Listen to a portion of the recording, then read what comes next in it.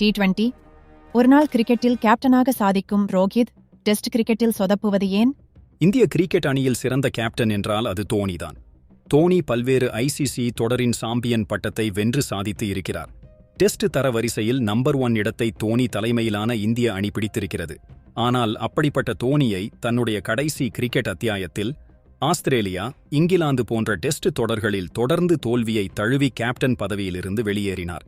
இதேபோன்று தோனிக்கு பிறகு இந்தியாவுக்கு T20 உலக கோப்பையை வென்று கொடுத்த சிறந்த கேப்டன் என்றால் அது ரோஹித் சர்மாதான்.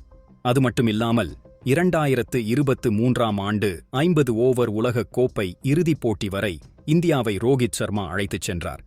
ஆசிய கோப்பை, 5 முறை IPL கோப்பை என ரோஹித் சர்மா வெள்ளை நிற கிரிக்கெட் பந்தில் முடிசூடா மன்னனாக இருக்கிறார்.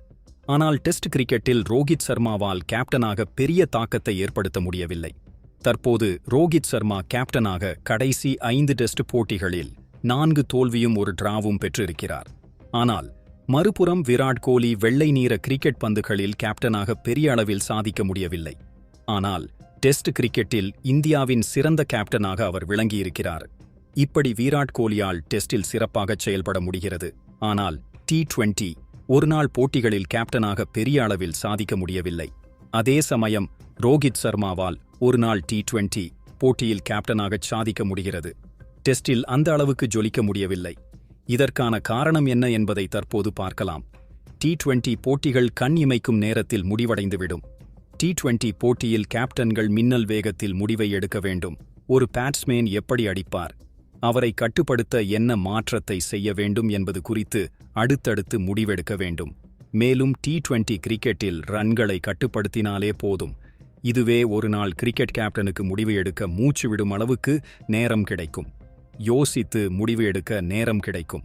ஆனால் T20 போட்டியில் பெரிய வெர்சனாக ஒரு நாள் கிரிக்கெட் தற்போது மாறிவிட்டது என்பதால் இந்த 2 போட்டிகளுமே கேப்டனாக இருக்க விரைவில் முடிவு எடுக்க வேண்டிய திறமையை கேப்டன் பெற்றிருக்க வேண்டும். ஆனால் டெஸ்ட் போட்டி என்பது அப்படி கிடையாது. இது மகாபாரதம் போல் நீண்ட நெடிய போராகும். நமக்கு முடிவெடுக்க நேரம் இருப்பது போல் எதிரணி கேப்டனுக்கும் முடிவு எடுக்க அவகாசம் இருக்கும்.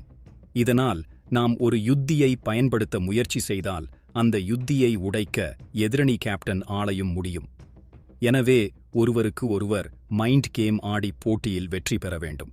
டெஸ்ட் கிரிக்கெட்டில் ஒரு கட்டத்தில் நாம் ஆதிக்கம் செலுத்தினால் அடுத்த கட்டம் எதிரணி ஆதிக்கம் செலுத்தும். இதனால் முடிவு எடுப்பதில் சிக்கல் உண்டாகும். இதன் காரணமாகத்தான் T20 ஒருநாள் போட்டிகளில் சிறப்பாக கேப்டனின் பணியை செய்யும் வீரர்களால் டெஸ்ட் கிரிக்கெட்டில் சாதிக்க முடியவில்லை. உதாரணத்திற்கு ஒரு நாள் டெஸ்ட் போட்டிகளில் ஆஸ்திரேலியா முடிசூட மன்னனாக இருந்தது. ஆனால் T20 கிரிக்கெட்டில் அதேபோல் அவர்களால் தாக்கத்தை ஏற்படுத்த முடியவில்லை.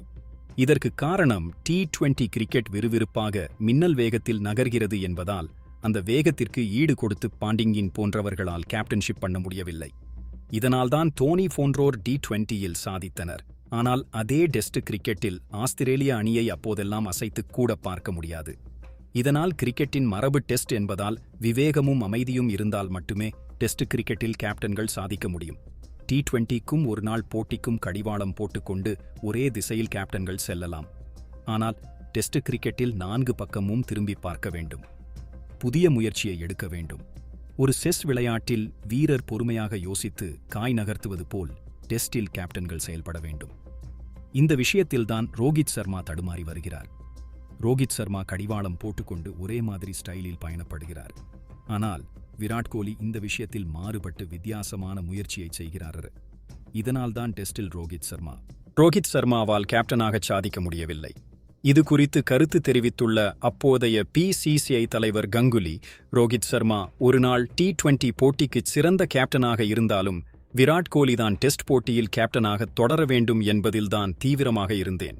விராட் கோலி டெஸ்ட் போட்டியிலிருந்து விலகப் போகிறேன் என கூறியவுடன் நான் வேண்டாம் என்று தடுத்தேன். ஒரு கட்டத்திற்கு மேல் என்னால் விராட் கோலியை தடுத்து நிறுத்த முடியவில்லை என்று கூறினார். நியூஸ் கிரீக் சேனலை ஒரு சப்ஸ்கிரைப் மற்றும் ஒரு லைக் மட்டும் பண்ணிட்டு பாருங்களேன். நன்றி, வணக்கம்.